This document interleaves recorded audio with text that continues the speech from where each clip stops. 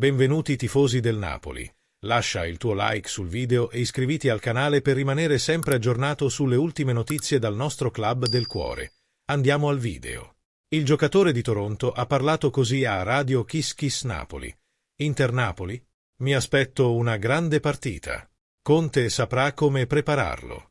Stasera hanno una partita importante contro l'Arsenal in Champions League, ma sono una grande squadra.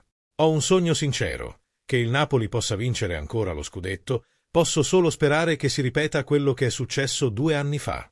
E se mi chiamasse Conte? A Napoli non si può dire di no. Se necessario sarò a Castel Volturno. Lorenzo Insigne ha poi concluso il suo intervento. L'Inter ha un grande allenatore e un grande regista. Toronto? Mi sento benissimo. Il campionato è finito e sono in vacanza a Napoli. In Canada non si vive lo sport sotto pressione. Il calcio, tra l'altro, non è molto seguito. Lì, il pubblico più caldo segue il basket e l'hockey. Voglio ringraziare i tifosi del Napoli per i messaggi che mi hanno mandato.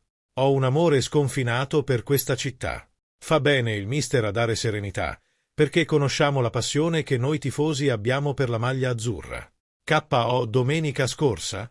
È meglio che sia arrivato con l'Atalanta. Così potremo premere di più sull'acceleratore e poi rimetterci sulla strada giusta con l'Inter. Conte sa lavorare molto bene e sa tirare fuori il massimo dai suoi giocatori. Qual è la tua opinione, tifosi del Napoli? Lascia il tuo commento al video e iscriviti sempre al canale Forza Napoli.